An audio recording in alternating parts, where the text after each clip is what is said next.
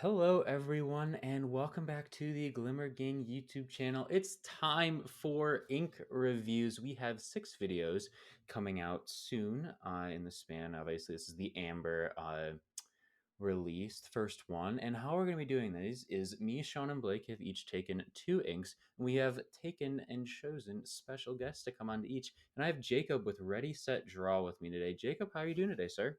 I am doing wonderful. How are you, Ted? I'm great. I'm tired. We're recording this very late at night.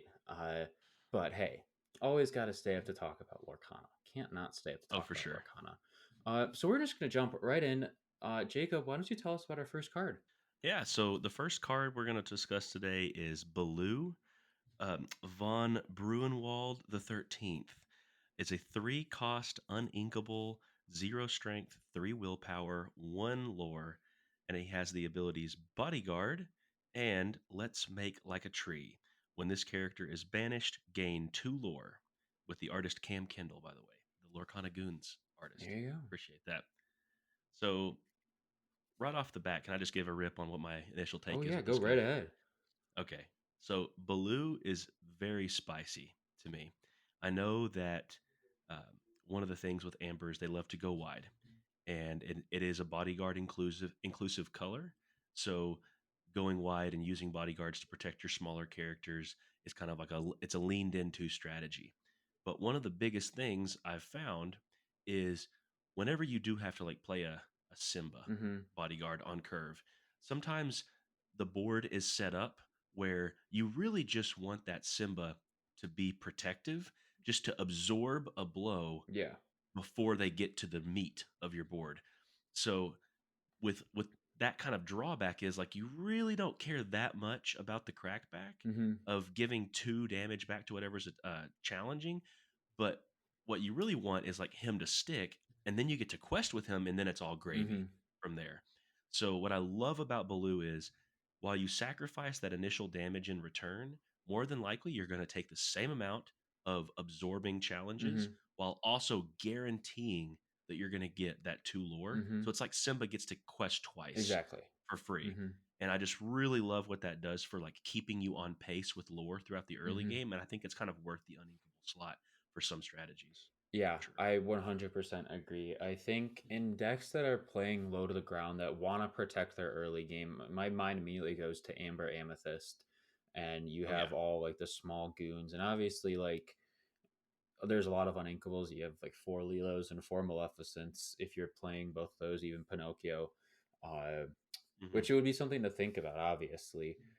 But yeah, Blue, it is a really good card. My mind personally has been on limited recently, Oh, uh, and I really like this in limited as well, just because you are trying to keep characters on board in limited, but essentially you're guaranteeing yourself 3 lore because unless you play him down in bodyguard form, he comes down turn 3 and can protect those early game cards that you have, keep them on the table longer, and just like you said, absorb hits. There's not really going to be that much consistency in a limited deck.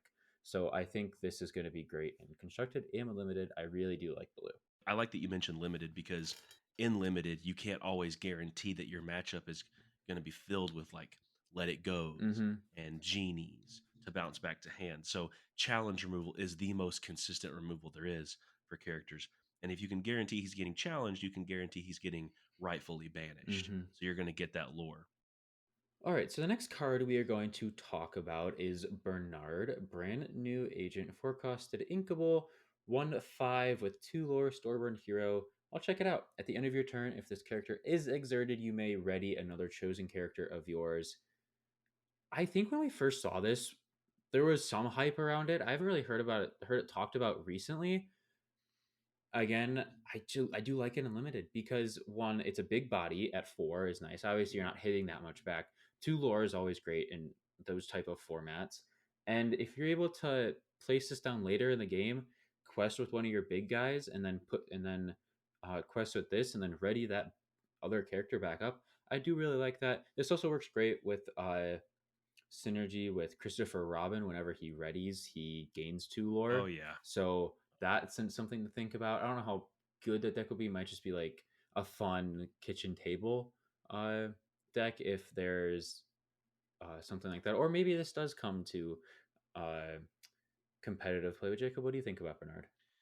Well, as far as like constructed is concerned, I don't love him just because if you think about it, unless you have something like a binding Mm-hmm. contract that you can exert him on demand, then you're waiting a whole turn before you really get use out of Mm-hmm. him. So that then it's pretty much for the first turn you played, it's a vanilla, you Exactly. know. But in limited, when cards do get to stick a little harder, even if it's like a sealed or a draft, Mm-hmm. whatever it is, um, in those games, it usually comes down to like, I just strictly have a lore advantage. As long as you can't safely challenge back into me, I can run away with the game. And I can see Bernard being a kind of annoying willpower to chew through Mm-hmm. for limited formats and being a perpetual way to keep characters safe. So let's say you pulled like two Bernards in your packs.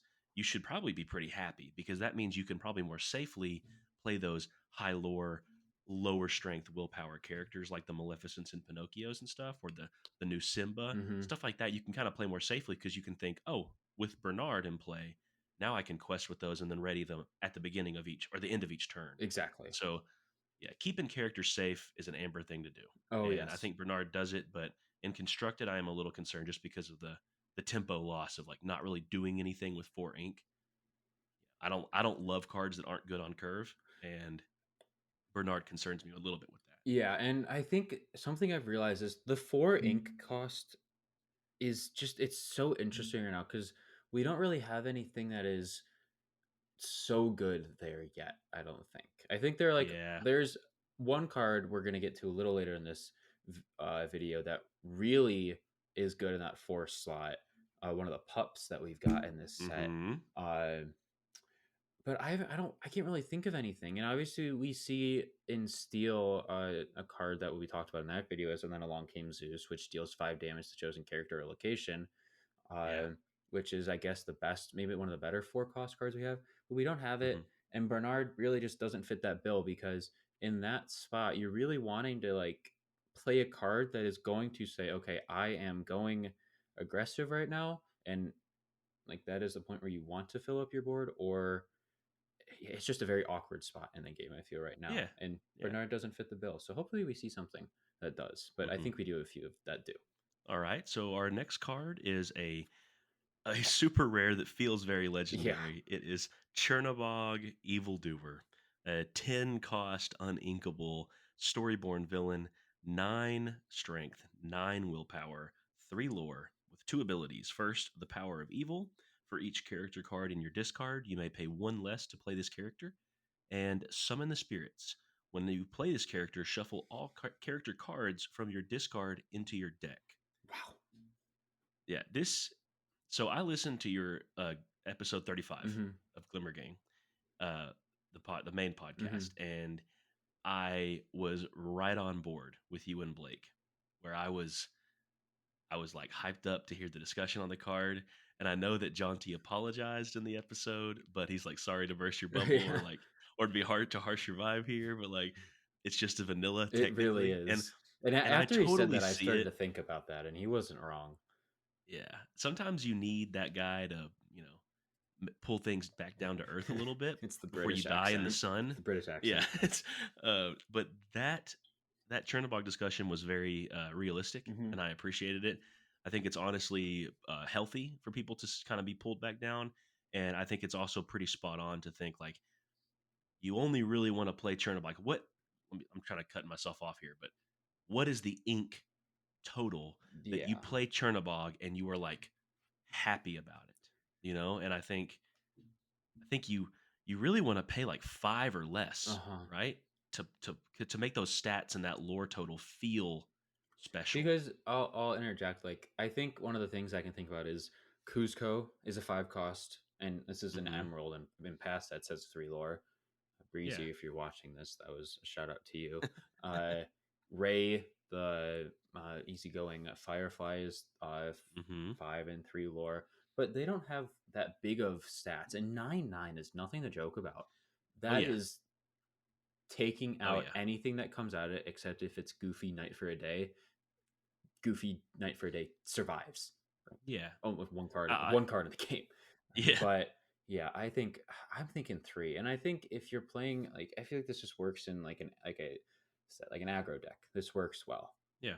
But other than Yeah. that, I think this is going to be one of the cards that we look at. We saw it and we're like, oh my god, it's not going to be that good unless someone figures it out. Yeah, it's the struggle is when you're deck building, you immediately put him into that aggressive deck like you're Hmm. thinking about.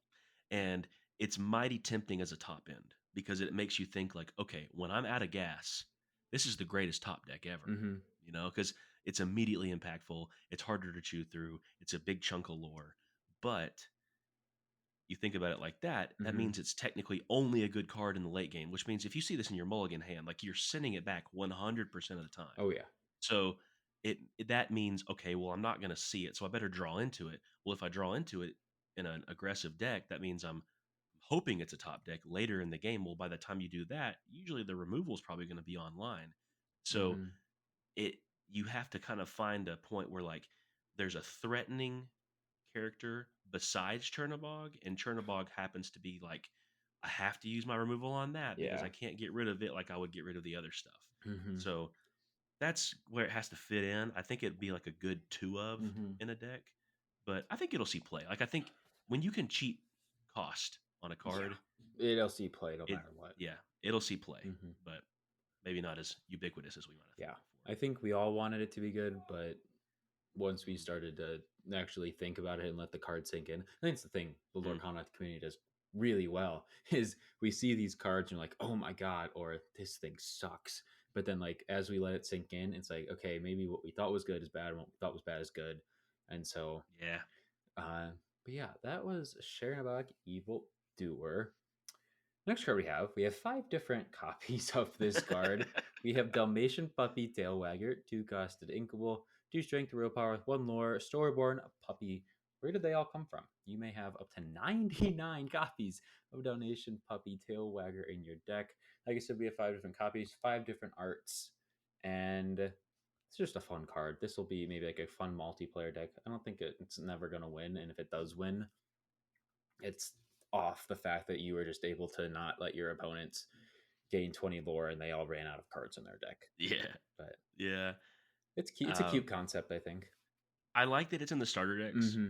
because that means that it's a pretty inviting concept to build onto. And for a lot of newer players, they're inevitably going to open some packs and they're going to get some Dalmatian puppies. And it's pretty inviting because every single Dalmatian puppy you open until you have 99 of them in your collection, you can always add one more. There's the Exactly. temptation. So it's like for a newer player who's just trying to build a fun deck, this is a card that doesn't have much diminishing returns when you open Mm-mm. packs. So I appreciate that just from a set design standpoint. And I also love whenever um, game designers kind of telegraph like you should play these cards together. And the theme of the Disney Dalmatians is so friendly Hmm. and it's so inviting to like, yeah, here's Perdita, here's Pongo, here's all the puppies. It makes sense, right? And they all synergize with each other. So it I just really like the design of it. Yeah, of course, this is as vanilla gets, really, Hmm. for stat line, but at least they were smart enough and nice enough to make it synergistic with all the other puppies. It wasn't awkwardly like a three Yeah. cost or something. So, Yeah. okay, I think this next card is super sweet. Matter of fact, it's Joshua Sweet, the doctor. The dad Four, jokes. yeah, 4 cost, inkable, 1 strength, 5 willpower, storyborn ally with 2 lore, and he is a bodyguard. This is a card that I don't think we need to discuss too Mm-mm. much. I can say in limited, it's Yes. like It kind is. of like Bernard. It's pretty good Uh huh. in limited. I think he said it's good and limited. One, it's a common, so it's easy to get. 2 lore, 5 strength, so it's or 5 willpower, so it's gonna take hits. And it's kind of like Baloo. Okay, you're putting the body armor down, but you're gonna take these hits in, and they can't do Hmm. anything. And so, and the evasives aren't as great in the set as they were last set, but the bodyguards in this set are really good.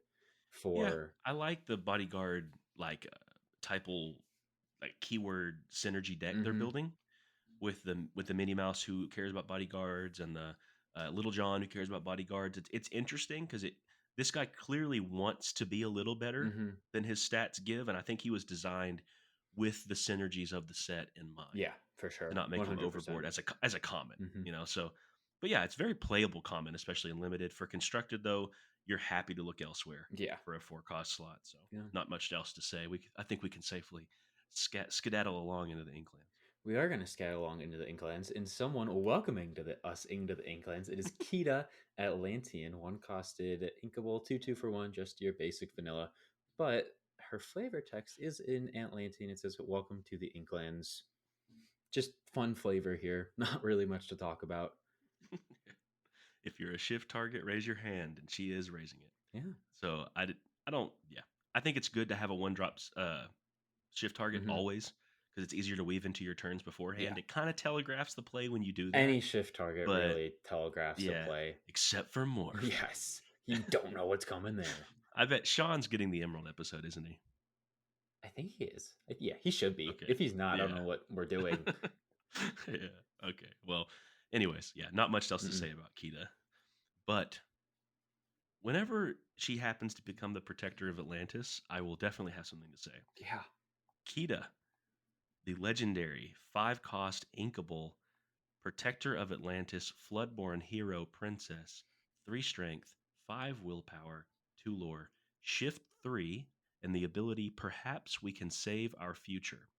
When you play this character, all characters get -3 strength until the start of your next turn.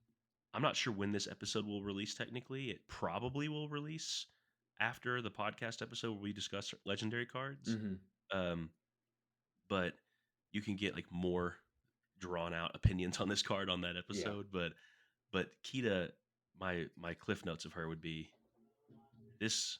This to me is a sleeper card It honestly because is. I think a lot of people are underestimating the card because it is not one sided like a giant fairy Mm-hmm. might be, as far as like answering questions that your opponent may give you and presenting problems. But what I see Kita as is an efficient, decent statted body with a new answer to a wide board that we didn't have before. Mm-hmm. So there were things like Elsa Snow Queen to exert stuff and stop it from challenging Mm-hmm. back into your questers. There were things like Giant Fairy to just deal damage across the board and just clean off the board to stop your questers. And there's stuff like Mass Bounce and stuff like that. There's just, Tremaines and stuff to get rid of sticky problems Mm-hmm. whenever they're solo. But this character is so interesting in that it preserves their board while technically, unless if they have rush characters in hand, making them useless. Exactly. It's So it's like a I giant love it. pause button on the game, Yes, in a way. but you get to quest. Yeah. That's what I love about it. You get to do whatever you want to do, and then you play this down. Everything gets -3, and obviously it's shift 3. So if you get this out early enough, you can take out all of the willpower from your opponent, or strength. I keep messing that up, from your opponents, and basically just say you can't do anything. So yeah, it's just a giant pause button on the game. Yeah, but it's like it's the pause button after you've gotten to quest. Mm-hmm. It pretty much tells them like you better quest on your next turn, or it's technically wasted. Like Yeah. build card advantage or something. Mm-hmm. Or if you can't do that, you waste your turn because Essentially. all the challenging is so inefficient. Mm-hmm. And I love that she's a 5 cost that can shift because that 5 cost is super important for a lot of the songs Oh that yeah. Amber would want to be covering. So, Mm-hmm. yeah, early shifting has proven to be a super strong deck staple across all archetypes. Let's just shift into a song earlier than you expect. Mm-hmm. Like it's a very powerful move. So, I really appreciate this card's existence. It seems very creative. All right, so we're back to the pup that I was talking about earlier. This is Lucky, the 15th puppy, 4 costed, uninkable, 2/3/1 lore, storyborn puppy, good as new. Excerpt, reveal the top 3 cards of your deck. You may put each character with cost 2 or less into your hand, put the rest on the bottom of your deck in any order. Puppy love, whenever this character quests, you have 4 or more other characters in play. Your other characters get +1 lore this turn. Obviously, good as new works insanely well with the Dalmatian puppies, being that they are a 2 cost. If you are playing 99 puppies, there's a solid chance you're going to exert and find 3 puppies when you draw. But Yeah. I still think this is good nonetheless. And obviously, Puppy Love, 4 more other characters in play, get +1 lore. Again, it's kind of just like that low to the ground. You playing going wide, you play this down, and quest with him, and then you're just giving your board so much more lore. Imagine having like a Lilo down, a Simba down and like something else down, and you're it's a huge questing turn. And I think Lucky is going to see play. I think he's going to find a spot because this is like we were talking about the 4 cost in many decks is very just you don't you're so A lot of awkward. actions, but not many Yeah, there's not many characters characters. that are earning it. So I do think this has a spot in a lot of decks that are going to be playing these low to the ground, low cost cards. Yeah. One thing I love about Lucky, just thinking about him more thoroughly in a realistic gameplay scenario, is he has abilities that are useful across all Oh, points of the 100%. game. So if you're using him early, like on turn 5, let's say, Mm-hmm. you're using him early, sometimes by that point you might need to start refilling your hand. Mm-hmm. And if you've built your deck with your curve in mind to address Lucky, you're probably going to have like a high density of 3 cost and lower characters. So there's a good chance you're going to fill your It'll be hand. 2 costs. So, yeah, I'm just saying, like, you don't want to, like, you want him to kind of be the top end of your Yeah, yeah, curve. yeah. Okay. So like 2 out of 3 cards you get are probably going to be Mm-hmm. 2 or cost or Yeah, less. So I would say you're building this with the in mind of you don't always want it just finding 1 card. You'd prefer if it finds 2. So you can put them in your hand, kind of refill your hand. It becomes card draw. essentially. But whenever you're at the point in the game where those cards would be less impactful to the board, you can immediately utilize those cards and then make his ability of puppy love become the win condition. Exactly. So it's like he fuels himself, does what you want to do naturally, and you get benefit from it. And he feeds so well into Perdita that, which we'll get to later, Mm-hmm. it feeds so well into that ability to just continuously, whatever you find, keeps getting pulled back with her. And so it keeps your board presence consistent, and it Mm-hmm. kind of puts that clock on the game Yeah. where it makes things inevitable for you. And the payoff of giving everything +1 lore, Mulan did not see much play, but I would argue that her condition to give that lore gain was very difficult to line up because it was so Oh yeah. telegraphed and your opponent had control of it. But with Lucky, it's all on you, baby. Yeah. All on you. So it's very exciting. Lucky was the card that made me say, I think it'll work Yeah. because you need the card draw. So Yeah, and obviously there are other inks, and we see Amber Steel and Amber Amethyst. Amethyst and Steel probably being the 2 inks that draw the best in this game so far. mhm, Amethyst long above or way above everything else with what we've seen in set 3. But if yeah, you want to run something else with Amber, Lucky gives you that option. It's and at the end of the day, maybe it's just deck filtering. Maybe okay, I need to find this one card. You can use Good as New, okay, and you can put each character with 2 or less. But then anything you don't need, just throw it on the bottom of your deck, and it's a brand new card at the top. So, like you said, this is great. It fits perfectly with Puppies, and it just has a lot more. It has a built-in win con, which I think is nice for such a low-cost card that isn't a legendary or isn't a shift target. So, Lucky, for the sure. 15th puppy. All right. Next up, we have Minnie Mouse Musical Artist. 2 cost Inkable, Dreamborn Hero. 1 strength, 3 willpower, 1 lore. With Singer 3. And the ability Entourage. When you play a character with Bodyguard, you may remove up to 2 damage from chosen character. Immediately with Singer 3, it begs the comparison Mm-hmm. to all the other Singer 3 cards. Um Singer 3 seems to just be on Cinderella, right? Yeah, I believe so. Yeah, I think everything else is like higher up Mm-hmm. singer. But so if it's being compared to Cinderella, I think a uh, if you're playing a bodyguard deck, I think this obviously has to take precedence if you really just want one of those effects. If you have a high amount of 3 cost Mm-hmm. and lower songs, but honestly, if you're building a deck around this with bodyguard and you know you have 3 cost and lower songs Uh-huh. aplenty, this is kind of like a por qué no los dos Mm-hmm. scenario. Like just play Cinderella and her. It kind of fits on curve. Mm-hmm. So, but the heal, I think, is not something to be overlooked. Yeah, especially like with the bodyguards we've talked about. Blue sends no damage back in challenges, and Joshua Sweet sends 1 damage back in challenges. If you want to keep those on the board longer, play Mini, and you can play 1 bodyguard, heal from another bodyguard, and just keep doing that. And Yeah, so I like it. She stays protected too. Exactly. Like you keep She's not a bodyguard also no. to just absorb the hit. I like this in Amber Steel, I think, because one, you have Simba, you have the two bodyguards we just talked about. You have another bodyguard we're going to talk about in Nani in a few minutes. You have the new Kita bodyguard. You have uh, Hercules, all the Musketeer cards. So there is a skeleton for for a bodyguard heavy deck right there Yeah. that basically says, okay, you want to get to my big guns, you're gonna have to go through a brick wall to do it.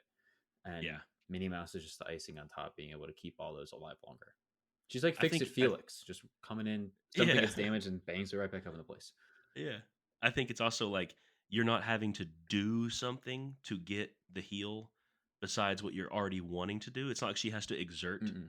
to get the heal, which would feel bad because you'd be giving up a quest Mm-hmm. and you'd be exposing her to potential hits. Yeah. But just you in a bodyguard deck, the classic problem is like if everything's a bodyguard, then nothing's a bodyguard.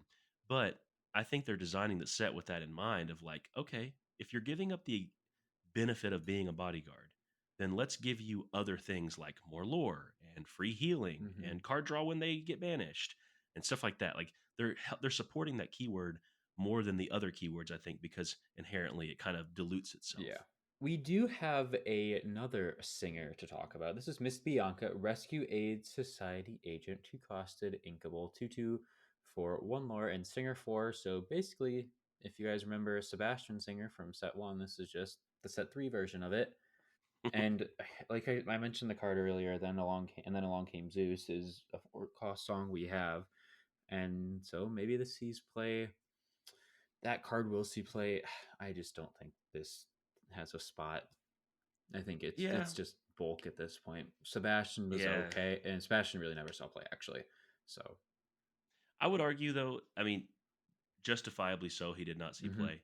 However, um, the amount of like 4 cost songs that you even cared about hmm that that earned deck spots over the 5 cost songs was like very oh, negligible. Like 100%. there was nothing you wanted. However, in this set, I do like that there's Along Came Zeus, and I like that there's How Far I'll Go. Yeah, So forgot about that. maybe in those decks, this kind of becomes like a Gaston, where it just kind of sneaks its way in because it's like the random character that can also sing hmm the songs you care about.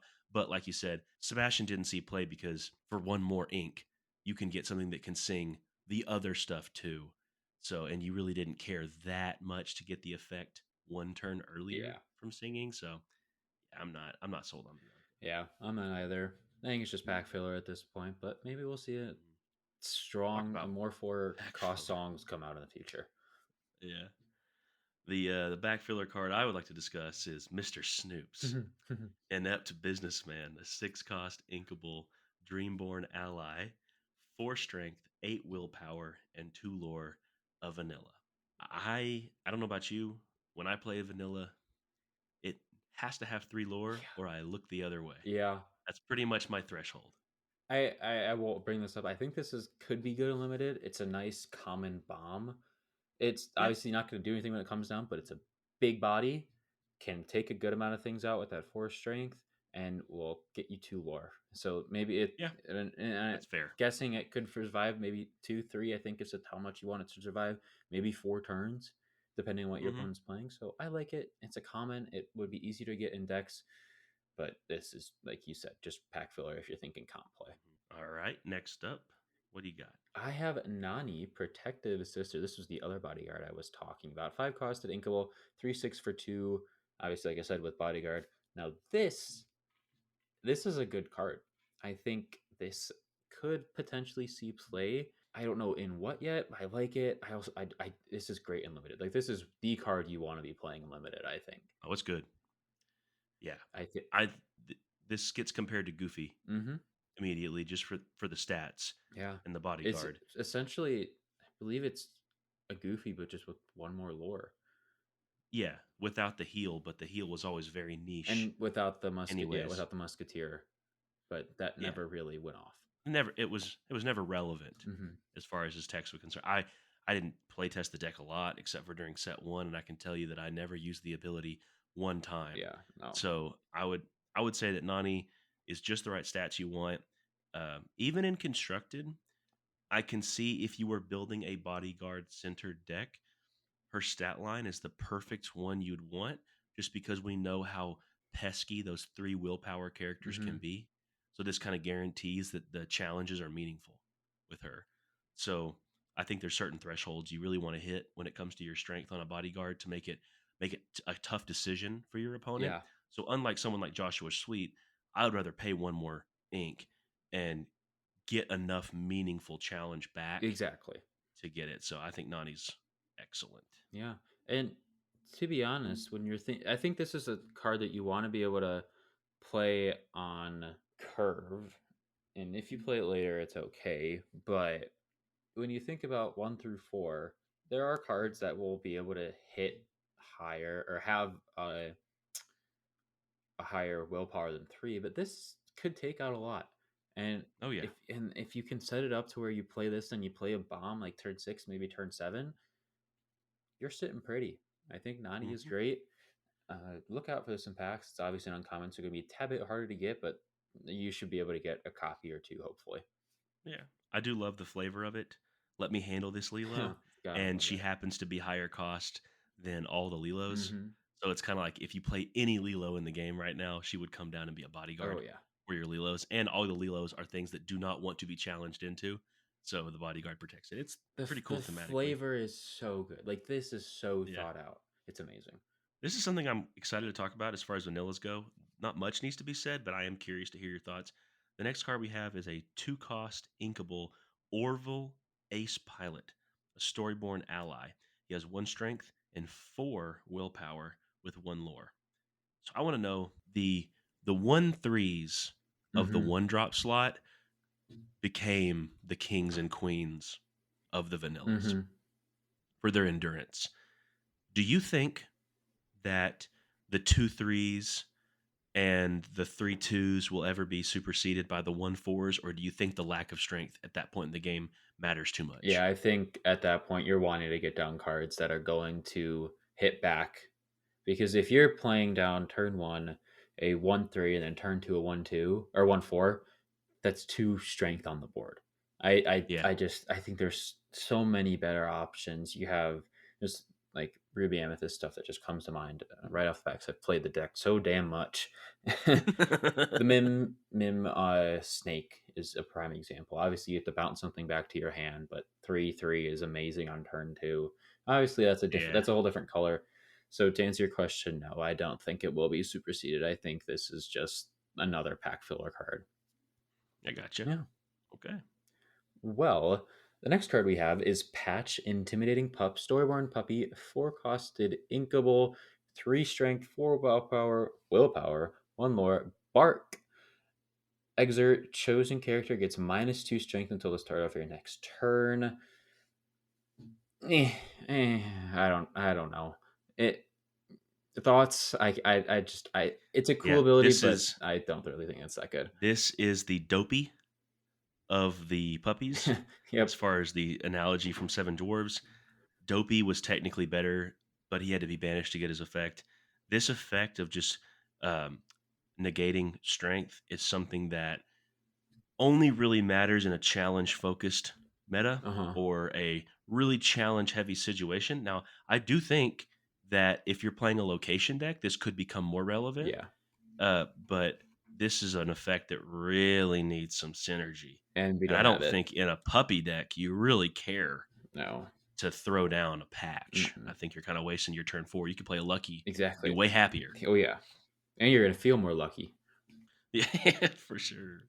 Luck be the lady tonight. Okay. Speaking of the lady, the next card we have is one of my it's literally my favorite Amber card of the set this season or this expansion. It's this This set. season, I think that's But a fair way to yeah, say it. yeah. This reveal There you season. How go. about that?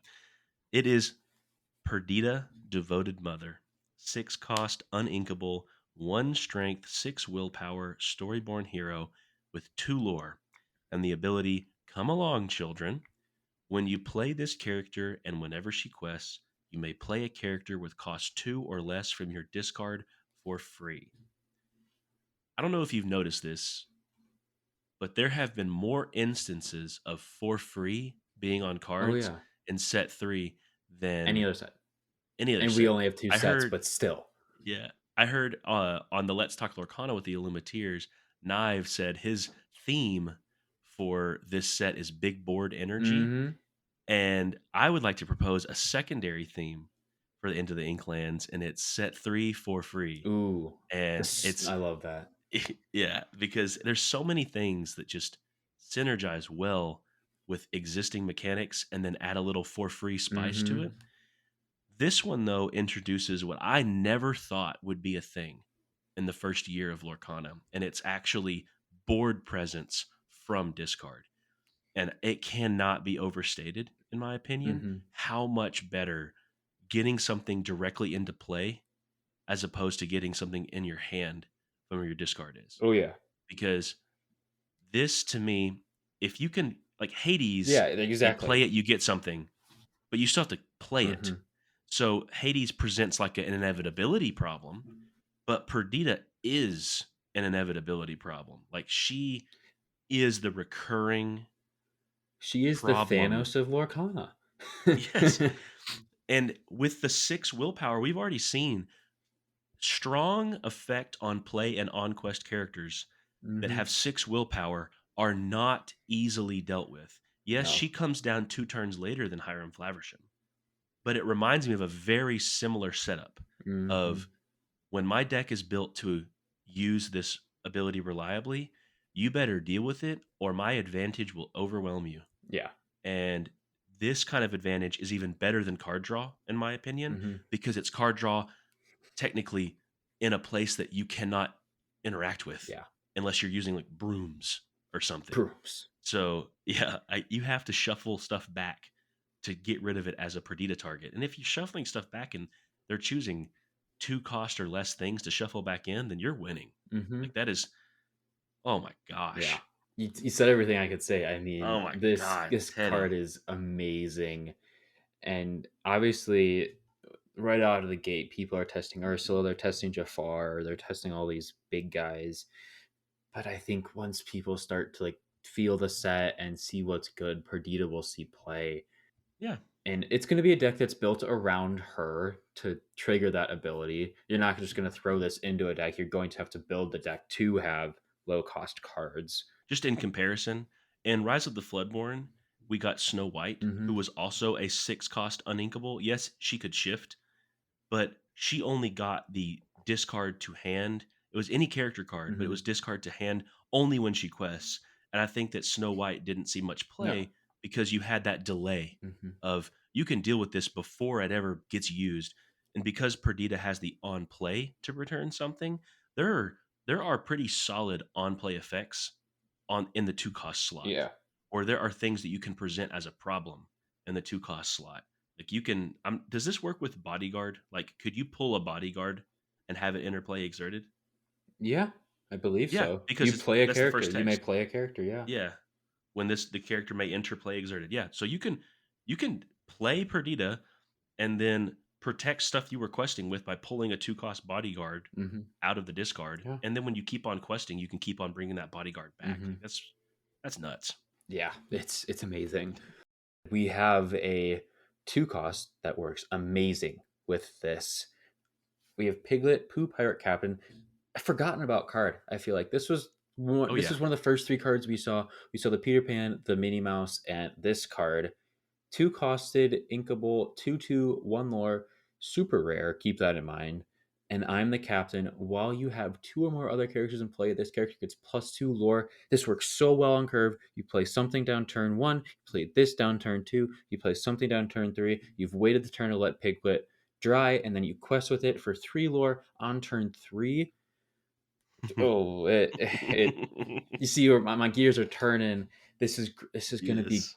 really good and limited. I think obviously it's not going to survive long. It's only going to survive 1 quest, but at that point in the game, you have 4 off of 2 or 3 turns, which is really good. Even more depending on what you play turn 1. I really do like this card. Obviously, it's been forgotten about, but it needs to be remembered because it's that good. Oh yeah. There's other cards. This is in the Ruby set, Hmm. but the I've Got a Dream Oh People yeah. talked about the bosses on a roll because it was instant lore gain, but people are forgetting that I've Got a Dream gives lore as well, Hmm. equal to the location's lore. So you forget about cards because they were the first cards spoiled for the set. And Piglet, we didn't know the puppy engine when Piglet was revealed. Yeah. But anything when the And piglet was revealed. yeah, Piglet works, like you were saying, super well with Perdita Hmm. because you're probably going to have Perdita, have Piglet, and one other character, and you're immediately threatening a quest for three. Five on board with Perdita minimum, another character having one lore. That's a six lore that can be continuously threatened Oh yeah. over and over again. It's just spicy. It's a spicy pirate. Yeah. I'm kind of sad we didn't see any more poo pirates in this set. I think it was a nice Yeah, touch, but yeah, Piglet, this card is going to see play, guys. It is so good. it's cool. It's Very cool. very good, and I think one of the more cheaper costing higher rarity cards we have in the game so far. I just realized it's super rare. Yeah. I didn't even realize that, but that is so worth it. Oh yeah, 100%. If you get this unlimited, put in your deck right away because Hmm. Yeah. it doesn't really matter when it comes out because it's such a Mhm. cheap card. You play it, and usually, unless your curve isn't that good, you're gonna be able to play this, and it can be a closer late game, but it can also do well in early game, mid game, whatever you want it to. Yeah. I'd say think of it this way. Any character that is 2 ink and is 3 lore, they've made uninkable and have 1/1 Uh stats huh. for a reason. So the fact that you can turn this into a Pinocchio and it's double the stats, same thing, and it's inkable Mm-hmm. in case you really need that. It's flexibility, it's doing amber things, getting and rewarding amber for it. So Yeah, I big fan. I love it. Ooh, speaking of doing amber things, we have one of the heroes of the set. It's just a dog color, man. It's Pluto Determined Defender. 7 cost, inkable, Floodborn ally, 3 strength, 8 willpower, 2 lore, shift 5, and bodyguard with the ability Guard Dog. At the start of your turn, remove up to 3 damage from this character. Do you want to go ahead and read the next card so we can talk about them at the Yeah, same time? I'll read Pluto Friendly Pooch. This is a one costed uninkable 0 2 for one lore. Good dog. Exert. You pay one less for the next character you play this turn. These, I mean, obviously it's a shift target for the big Pluto, but just like the first thing you can do, combine this with Doc. You play Pluto. Pluto. Hopefully he Mm-hmm. survives the turn. You play the Doc on turn two. Then you quest with Doc. Play this. You can Yeah. shift turn three into a seven cost. Yeah. Like, and even if Yeah. you can't shift, you're still playing like a Mufasa, and I think that's where this works. You're still playing a five cost on turn three, which is wild. This is it's one of those things like Scrooge's hat in Sapphire in this Mm-hmm. set makes items cheaper and it's an item. Mm-hmm. And so whenever you are the kind of card that you yourself benefit, it immediately makes way more sense to play it in the deck. Mm-hmm. Because the number one thing people felt like when Mufasa is like, well, how many non-characters can I get away with? And you're like, well, Lantern just might be too good. Because if I'm playing this many characters, I should probably play Lantern Mm-hmm. because that will interact with all other 56 cards in my deck. Well, now you can pretty much take out Lantern and put in Pluto and be happy. And you get a character on Be, board. yeah, it is. It's something that I love, and with the Pluto shift that I read, I honestly, unlike the Goofy healing, and heck, even the other healing we've seen, like the Minnie Mouse Singer's healing, this healing to me is very Oh meaningful yeah. because I know there's more ways to interact with damage counters, and sometimes Amber decks kind of built their strategy around healing, Mm-hmm. but you usually had to invest a card for it, or you had to invest an exert or a quest of your own character. You don't hear. You had to devote to it. You don't have to do anything. It's just at the start of your next turn. If they can't hit eight in one turn, it's gonna go down three, and it's gonna make it that much harder to take out their next Yeah. turn. Maui cannot safely handle this problem. I No, like that a lot and because yeah. Maui comes in and makes it a 3-2. They have to have something else to throw into it. And if they don't, he goes back to a 3-5, and then you probably can crack into the Maui because he'll only have 2 Mm-hmm. willpower left. Exactly. So is so tasty for Amber. And I feel like Tasty. this is a gauntlet killer in my opinion. Like this Oh yeah, the Pluto Glimmer Gauntlet. became the Glimmer Gauntlet is going to get shaken up by this Pluto. I'm not playing Amber, but I'm building my deck not like to counter this. I don't know if that's possible, but I'm building my deck with this card in mind. You cannot ignore that this card will be Mhm. a thing. Yeah, Pluto is. This is like you said. This is a gauntlet killer. I through this entire thing, I haven't been thinking about gauntlet cards, and there are some good gauntlet cards in here. Obviously, like we do have like the Piglet and Peridia, which won't be legal in the gauntlet. If you guys are listening, you don't know what the gauntlet is. It's our charity tournament coming up in a month.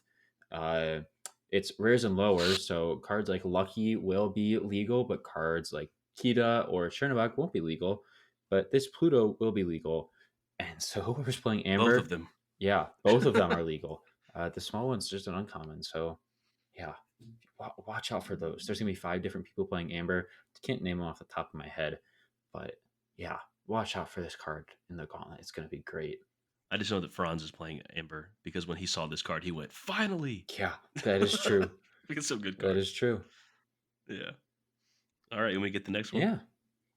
All right, so we have, much like I'm about to be, a determined father, Yeah. Hongo. 3 cost, inkable. 3 strength, 2 willpower, 1 lore. With the ability Twilight Bark. I love the title. Mhm. Once per turn, you may pay 2 ink to reveal the top card of your deck. If it's a character card, put it into your hand. Otherwise, put it on the bottom of your deck. If I'm not mistaken, is this one of this is a very select few cards that have something that you can just like other than items, of course, something that you can just on a character do once per turn, Mhm. right? Yeah. So this is like I like how this is giving players options Mhm. like to learn how to sequence, Yeah. I guess. So, do you think this is worth it? Like, would this be a 4 of No. in your opinion? No. I unless I'm not seeing something, you're gonna play this on 3. You're not gonna be able to pay 2 until the next turn. And I guess like we've talked about, the 4 cost place is kind of weird in these decks, but I just think there's better things to do on turn 3 and turn 4. I'd much rather. And obviously, if you are playing a puppy deck, then this goes in the deck no matter what. I think because what you can do is you play this turn 3, you can play Lucky turn 4, and if or you play it like just a Dalmatian puppy, you pay 2, see if you can get another character card. It works there, but I would much rather build something else than Pongo. I mean, Ariel Singer is great on turn 3. Is the first thing that comes to the top of my head. Yeah, So unfortunately, I don't think Pongo is that great of a card. yeah. It's kind of similar to other cards we've talked about, where when it's not good on curve, it Mm-hmm. makes it a lot more awkward to play at a 4 of, just because when you play cards at a 4 of, that's your deck building way of saying I want to see this consistently at the right time if possible. Mm-hmm. And I think this is definitely not a 4 of card. And even at a 2 of, it's with like the late game in mind when Mm-hmm. you can just afford us to splash 2 ink to probably get yourself a character in your hand. But by that point, I don't think the puppies are where they want to be. Yeah. I think if the puppies see a late game, they're probably a little scared. Yeah. So I don't think this does not play into it that well. I think Perdita just bringing stuff back that's cheap that you will have played at that point. Yeah. Pongo. Yeah. Not really much more I can say about it. But I can say a lot about the next card. Is Queen of Hearts Wonderland Empress. We over at the Glimmer Gang know this card all too well. This is the card we got to reveal for Into the Inklands. This is a 3 cost inkable, 3/3 for 1. Always here are my ways. It was so confusing reading that. I just tripped over it so many times just trying to say that during our video. But whenever this character quest, your other villain characters get +1 lore this turn. And this was the first deck I built. First thing I went to, Yeah, and makes sense. it's not going to be that good. Like it won't see competitive play, but I think it's a fun pet deck. It'll be my pet deck forever. I think. Just Mhm. how good can I make this? Because we got Jafar, which is probably the biggest card of the set, and Amber or not Amber, Amethyst, and it's a villain. And so Can I compare this to something for you? sure, So I said something I've said about Jafar in relation to building fun decks Hmm. is Jafar made me a little sad because he was so good that you're going to put him in decks just because he goes with the theme. Yeah. But when you play that deck and they see Jafar, they won't care about how cool your theme is. And by they, I mean your opponent. Hmm. Like, you're not going to get any slack cut when No. he's in your deck because he's so good. But it is fortunate that you have a card here that synergizes so well with him Hmm. because he wants to be exerted anyways. And But yeah. yeah. And like there are so many villains options you have. Obviously, in Amber, I think, or not Amber, just Amethyst is where we have the most. You have the baby Malef. You have both the Maleficents. You have all the Mims stuff. And you have the Jafars. You have the Queen at 5, and then in Amber you have this Queen, and there's just a bunch of other stuff. So the skeleton is there. I just don't know how consistent it is. I just haven't tested it enough. Obviously, Amethyst, you have all that draw too, so it's there. Hmm. I just I think now that I've had time to let the high of getting a reveal wear off, Yeah. and I start to test this, I think it's going to take a lot of testing to see how good it actually is. Hmm. Because it was a card that basically we had the villain archetype and we had the Hades from set one, and Yeah. This is better than Hades. Much honestly, better. and like we saw it and like, okay, where does this villain deck fit in? It didn't really fit in anywhere. And Queen of Hearts kind of completed that deck and that archetype because there are so many good villains. And like I said, it's just going to take a lot of testing to see what fits. Like we've Yeah. somewhat deducted that actually that Hades doesn't really work that well in this deck, just Hmm. because you're trying to basically what you're trying to do is trying to go under everything.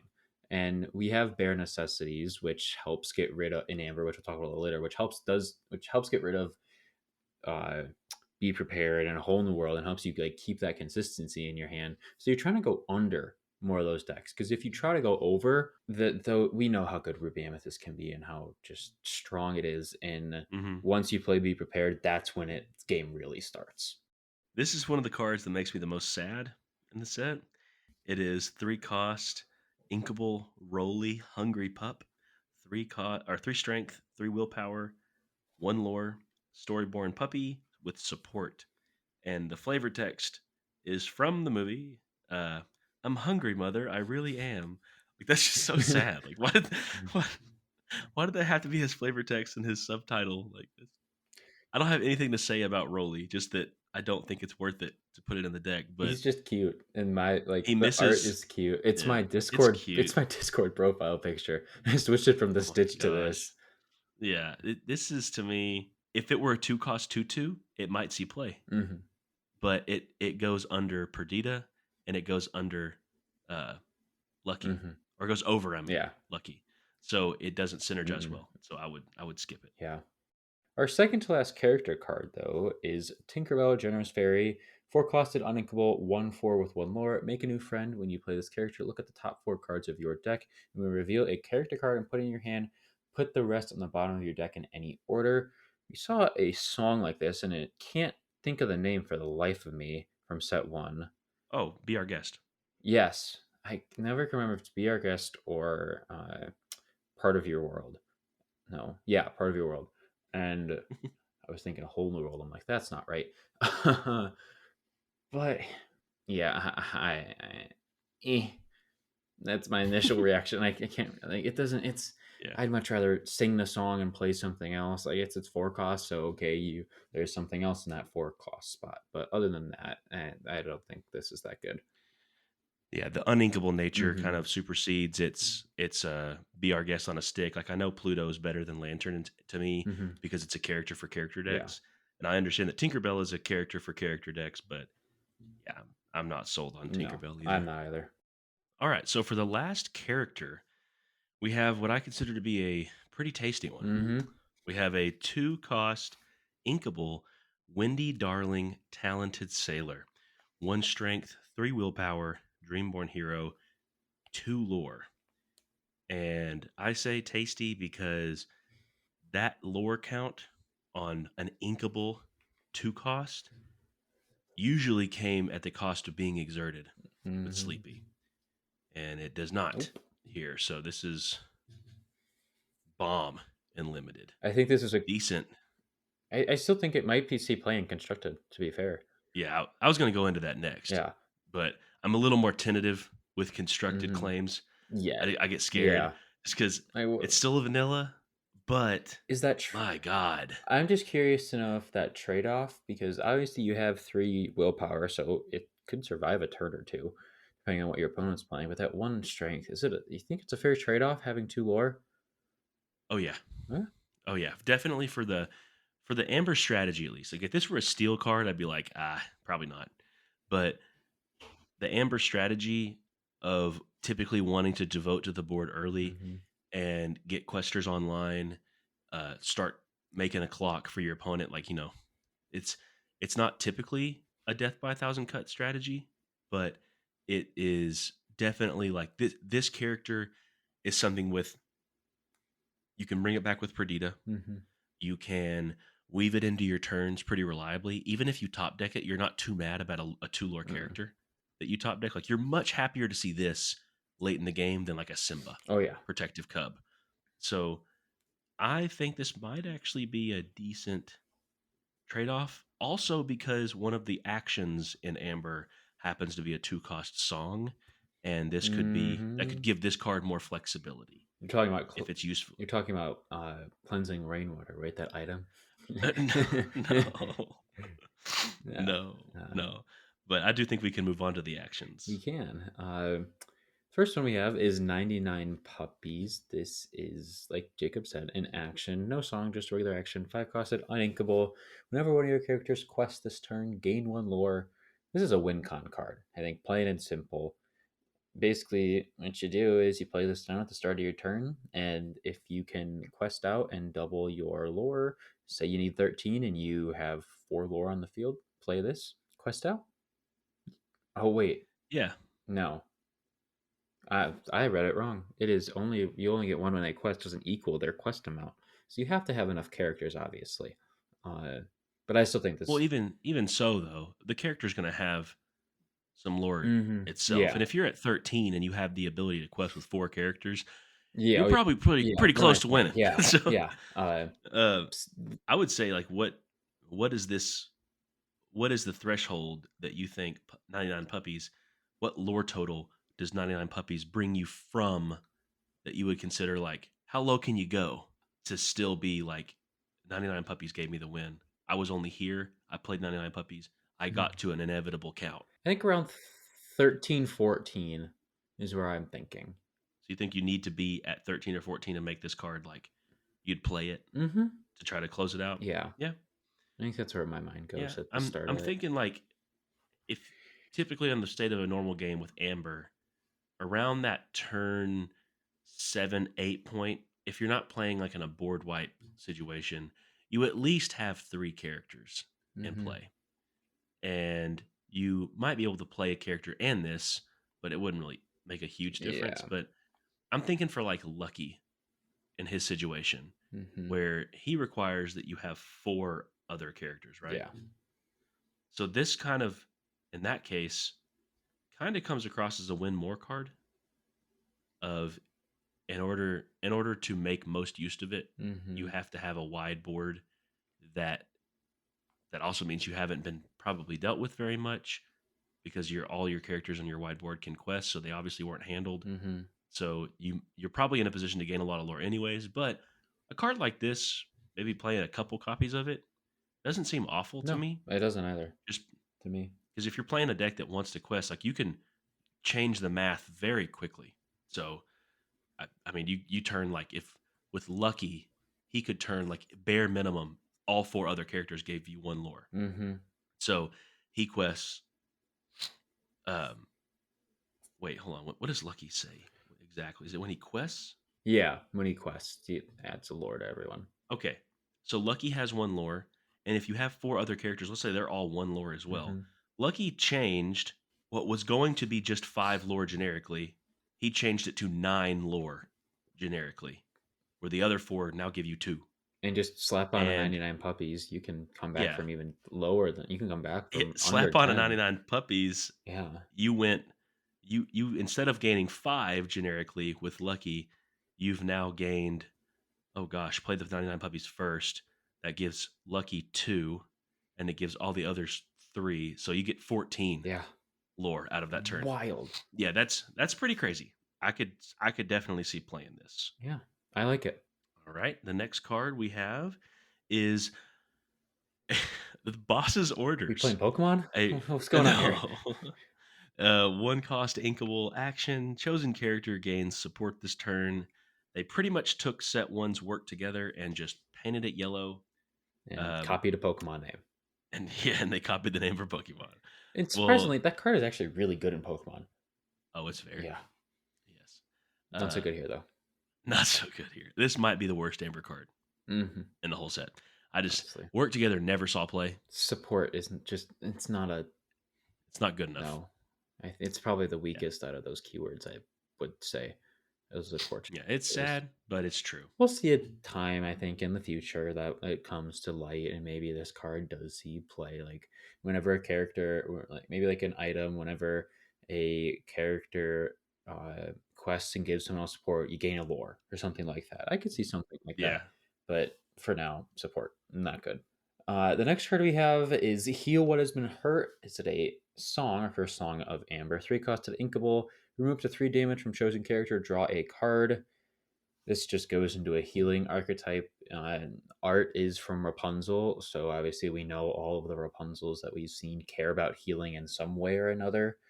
Uh, uh, the draw is nice. Obviously, Amber doesn't have the greatest draw or the most consistent draw, so that is good. And 3 damage is taking it off is nothing to scoff at. But Oh I yeah. just feel like I'd rather do some other stuff than play this. Yeah. Healing is not something that you can Mm-mm. reliably count on needing, No, even at like early points in the game like this, even if you were singing it with a 3 cost character. If you're healing 3 when you sing this with a 3 cost character, then you're in a I bad wonder, spot. are you playing Orville and Hmm. you just took a bunch of damage or something? A Yeah, snake ran into him. But even replacing itself doesn't really make it no. worthwhile to me. This would have to be like a limited deck that you already drafted Sleepy's Flute and you're just going for it Hmm. with the songs. Yeah, unfortunate. Not a good card, even though Rapunzel is a great movie. Well, we have an even more narrow card for the next action. It is a 1 cost inkable action quick patch. Remove up to 3 damage from chosen location. So, do you like healing characters? Sorry, this only works for locations. And you can't even sing it. And you can't even sing it. That The thing is, though, ah, I've with doing some preliminary testing, location obviously that passive lore changes the game because you're basically just putting your opponent on a timer saying, okay, if you play like the Queen's Palace, which is a amethyst location and has 2 passive mhm, lore, you play that yeah, down, you're at 10 lore, okay, you have a 5 turn clock unless you can remove this location, and usually that clock gets shortened because you have other characters that are questing. So I don't remember what card it was, but we got another card like this in Sapphire that is a 2 cost, but you can heal 3 from location or character, which is kind of not, which isn't bad. the flexibility helps that Yeah, one, but I mean, I still think just the narrow use of it, it requires that the location actually be damaged and not just outright banished. mhm. I don't know how much that's going to happen. Yeah, because I feel like if you run into a location, you're gonna want to take it out in one fell swoop.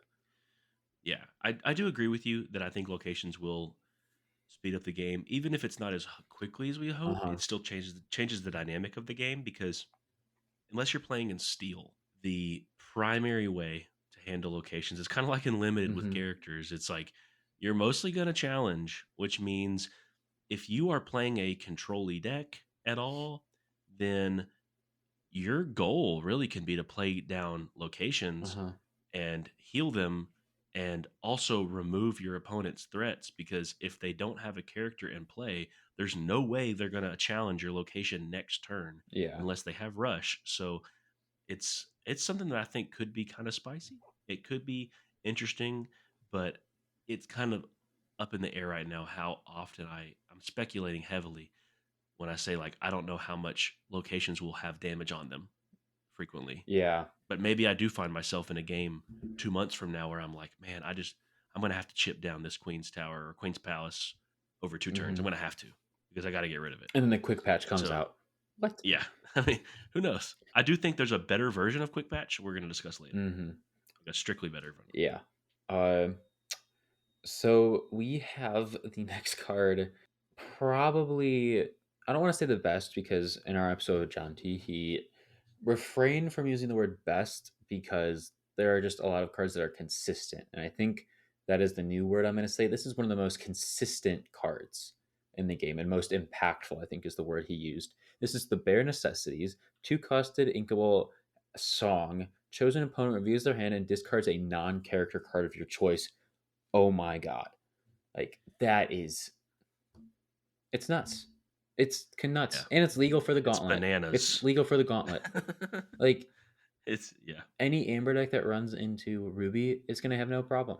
yeah. I don't know if you've seen the Netflix show. I think you should leave, I have not. but it is there's a skit in that I would like to assign to this card. It's the guy in the skit. He just has the line, um, "I've got to find a way to make money on this. It's simply too good."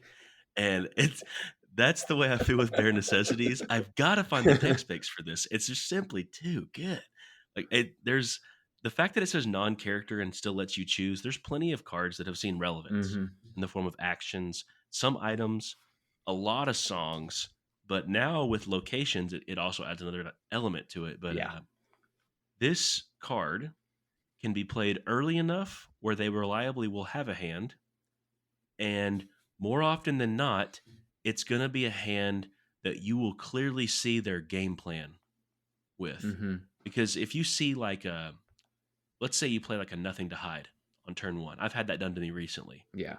If you see a nothing to hide on turn one, you see their hand, they have all 7 cards, and you don't really know what direction they're going if they have multiple one drops or so. hmm But by turn three, when you're singing this, they're probably going to have like 4 cards in hand. And you'll hmm be able to clearly see, okay, that's coming out next turn. The next card's coming out next turn. He's probably going to ink that. So if I make him, even if I don't really care if he played it, if I make him discard his 4 cost card or discard his 5 cost card, I can disrupt the entire flow of what Oh he was yeah, going to do. 100%. I can make my opponent completely change their plans on what they have to ink versus what they get to play. hmm And I just think it could totally disrupt the flow of things. And 100%. that's good enough, regardless of the counter possibilities of like making them ditch a be prepared because that's their only answer, making them ditch a whole new world or something because that's their way of refreshing their hand, like making them discard a goat, like they can't make you can't make No. them discard a goat. But even so, there's so many counters that this card presents, and it unlike the discard strategy we've seen in the meta recently, where like you let your opponent choose, but it's gonna have to get dwindled down slowly. Getting to target the cards in their hand and say no to that is a new dynamic from set 3 that I welcome. Oh yeah, 100%. And this is just another foreshadowing into another ink that we talked about is Emerald. We got the new Ursula 2 drop that says when you play it, you get to choose and discard a song from your opponent's hand. Like we said, be prepared, whole new world, Yeah. grab your swords, friends on the other side. Like those are probably the Heck, four. this if you're Yeah, on the play, you you know, you it's like, you play whatever because there'll be an amp. You play like Pluto turn one if you want to, or any like good one drop turn one. Play Ursula turn two, get rid of a song, and then you see what they have in your hand. So like if you need to play bare necessities, you just sing it with Ursula next turn, and you're also playing down like a dock or something. It's so yeah. good. The, Or on if you're playing that lemon lime deck, use your Pluto, get out 3-drop legendary Ursula faster, and sing and it then double twice. sing this card. It's so It's good. nuts. It's so good. It's simply too good. Simply too good. Every time I play that, that's what I'm hearing in my head now. Yeah. The next card we have is not too good though. The unfortunate card I am reading to you is the 2-cost inkable cleansing rainwater. It is an item that has the ability Ancient Power. Banish this item, remove up to 2 damage from each of your characters. Bleh. So, the unfortunate part about this card, I really wish this card was in Sapphire. Probably for game design reasons, it's not. Mm-hmm. But if this was in Sapphire, it would have made so much sense to me because it would have been a Sapphire item for the Sapphire item. I care about that Hmm. deck. But it also would have leaned into the Hiram Flavershams. Yeah. If you didn't need the healing, it would have leaned into the Grand Pabby Oh so that yeah. you can get lore from that healing, and then I could pair it with Ruby. So I could create the uh, the recent action that was revealed where you can like deal 1 damage to all your stuff Hmm. and then ready them all On up your and they feet can't quest now for the or rest of the something turn. like that. On your feet now. You could have done like on your feet now, mass healed Grand Pabby for the win, Hmm. you know? But with this being an Amber, it turns it into okay, well now I have to find another way for self damage. And I guess it's just challenging, Yeah. but there's just There's so many ooh, better options. I would kind of rather have the Hakuna Matata song, Yeah. to be honest with you. Yeah. And that doesn't even see play. The next card we have is another item, Heart of Atlantis, 4-costed, uninkable, Life Giver, Exert. You pay 2 less for the next character you play this turn, just a better lantern. Do you think this is worth it over that? No, no. I don't think lantern is on. And lantern is good, but I mean, we have Pluto. So, and something I've just recently watched Atlantis, and this is something B squared said, Brandon. We've seen how like powerful the Heart of Atlantis is in that movie. This this Yeah. sucks. Like it's I'm not afraid to say it. It sucks. I might I might not be as low on it as you. Um I think by the point you play this, I can totally see the argument of like you by the turn 4, Yeah. you probably have emptied your hand. Like there's not much more ramping you really want to do. Mm-hmm. However, I do think there is a little bit of value in I forgot who it was, but they said it's like you stapled one lantern on top of the other. Essentially. And it's like you get to play both cards at once. And when you only have to give up one card for the effect, Mm-hmm. it does have card advantage value as far as the discount, but I think the thing that's best about Lantern is how quickly you can Yeah. play it. So I totally see the argument. I think this might see play, but it would have to be on like a control Yeah. deck that can really afford To use to it and play to it. sit Yeah. back. And I don't see Amber being the control type of deck. Maybe you see it in like Amber, Emerald, Lemon Lime, just to, maybe get Hmm. like a Genie out earlier or something at Yeah. a higher cost. But yeah, I'm very low on it. I won't lie. I don't like it. I don't think it's gonna see play. I think, and as a rare, it's just it feels icky to me. It's not tasteful at all. I am putting this in my mouth and throwing it right back up. Oh boy. Well, hopefully you don't have to throw this back up. It is a 2-cost inkable Wildcat's Wrench. An item, rebuild, exert, remove up to 2 damage from chosen location. Play your benches. Play your benches. This actually might be legit Oh yes, I to do me believe it is. because I think Dinglehopper did not see play, Mm-mm. but that is because characters would typically get knocked out in one hit, but also Dinglehopper only healed for one on those Mm-hmm. characters, and the amount of willpower on characters did not allow for much room for healing. Like No. typically, it was decisive blows, which this kind of harkens back to the previous discussion we had of like, do we think locations will have damage left on them? Mm-hmm. But I do think that it's worth noting that Wildcat's Wrench will at least make your opponent think. Now I have to make sure that whatever blow I throw into the location is a finishing blow. Mm-hmm. The action we discussed earlier was devoting a whole card to that, doing that one time, and it only worked in the window that the location had damage. Mm-hmm. This can be sprinkled in at any point, so I kind of appreciate that more. Mm-hmm. It's repeatable. Yeah. I think that really ups the value. But do you think that, for one, do you think that this deserves a deck slot in like a Pride Lands kind of deck? Like, Yeah, I think it does. I think if you are choosing to play locations and you want to keep them alive for as long as you want, I think Wildcat's Wrench finds its way. And it's kind of funny. The Wildcat card in Emerald lets you banish chosen item. oh yeah, So flavor text or the flavoring doesn't make sense maybe he there. threw it away. Yeah, he left it. He left it outside his toolbox and walked away. Yeah. But yeah, I do think this has a place in a good amount of any location deck, really, if you are trying Hmm. to keep it alive for as long as you want.